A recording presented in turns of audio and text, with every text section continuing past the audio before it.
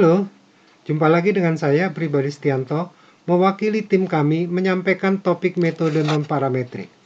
Video ketiga ini masih membahas Wilcoxon Sign Rank Test pada sampel-sampel tunggal. Mari kita mulai.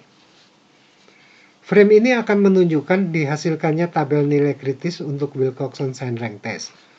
Untuk lebih mudah memahaminya, akan digunakan N yang relevan yang sebesar 9, seperti pada contoh tadi. Kita akan menyusun berbagai kemungkinan jumlah urutan dari yang bertanda positif. Nilainya mulai dari 0 ketika tidak satu pun dari sampelnya yang mempunyai nilai positif. Dengan nilai tertinggi adalah 45, yaitu ketika seluruh DI dalam observasi bertanda positif. Ya, penjumlahan urutan dari 1 sampai dengan 9 adalah 45. Bila dibuat daftarnya, akan didapatkan 512 kemungkinan jumlah. Bila dibuat daftarnya, akan didapatkan 512 kemungkinan jumlah urutan yang nilainya tersebar dalam rentang 0 sampai dengan 45. Distribusi sampling atau distribusi berbagai kemungkinan jumlah urutan disajikan pada gambar ini. Distribusinya simetris. Setiap titik pada gambar tersebut menunjukkan jumlah urutan dengan probabilitas kejadiannya. Jelas bahwa gambar simetris itu merupakan distribusi sampling nilai dari jumlah urutan. Sebagian dari nilai-nilai jumlah urutan yang ada di kedua ujung bawah dan atas dari 0 sampai dengan 45 distribusi disajikan pada sebagian dari nilai-nilai jumlah urutan yang ada di kedua ujung, bawah dan atas, dari 0 sampai dengan 45. Distribusi disajikan pada tabel ini. Dua kolom pertama menunjukkan jumlah urutan yaitu T dan probabilitas kejadiannya. Hanya ada satu cara mendapatkan T sebesar 0, yaitu ketika seluruh urutan adalah negatif. Demikian pula, hanya ada satu cara mendapatkan nilai T sebesar 1 atau sebesar 2, yaitu ketika ada urutan pertama dan urutan kedua dari DI positif. Sedangkan T sebesar 3 bisa didapat dari urutan ketiga dan dari jumlah dari urutan pertama dan urutan kedua. Karena didapat dari dua cara, maka probabilitasnya adalah 2/512 atau 0,00391. Logika yang sama dapat digunakan untuk menjelaskan nilai-nilai jumlah urutan bernilai besar-besar. Hanya ada masing-masing satu cara mendapatkan jumlah urutan senilai 45, 44, dan 43, sehingga probabilitas masing-masing adalah 1/512.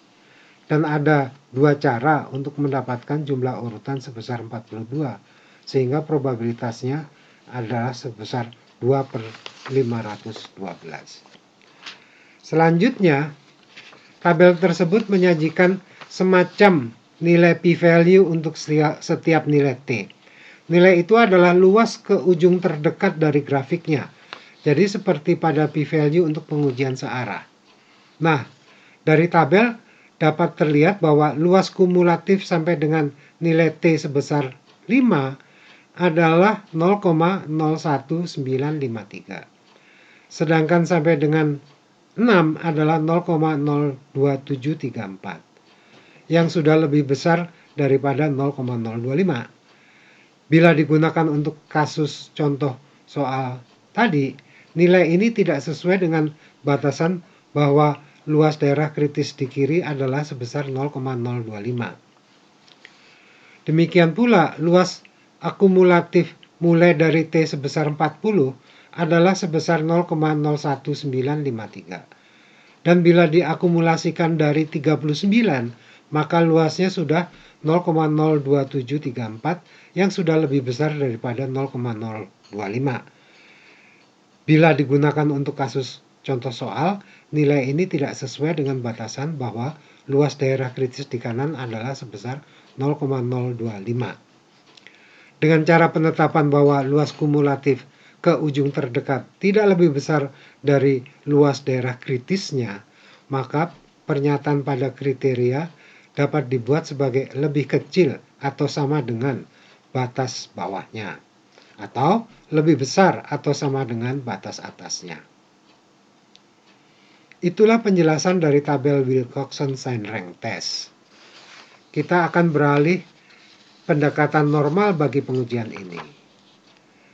Ketika ukuran sampel cukup besar, kita boleh mendekati kasus Wilcoxon-Seinreng test dengan distribusi normal.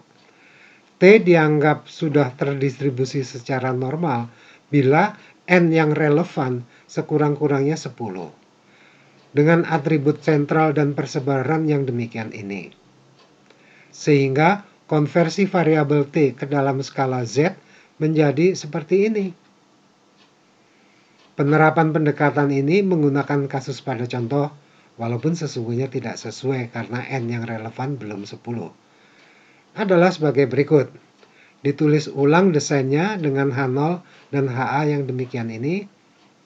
Sehingga pada alfa 0,05, kriteria penolakannya adalah tolak H0 bila Z uji kurang dari minus 1,96 atau Z uji lebih besar daripada plus 1,96.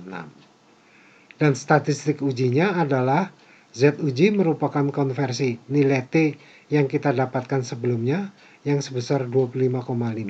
Sehingga Z uji adalah sebesar 0,355. Maka kesimpulannya adalah gagal menolak H0.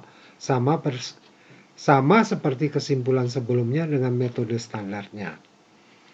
Kita lanjutkan dengan kasus pengujian median dengan match pair test. Silakan disaksikan.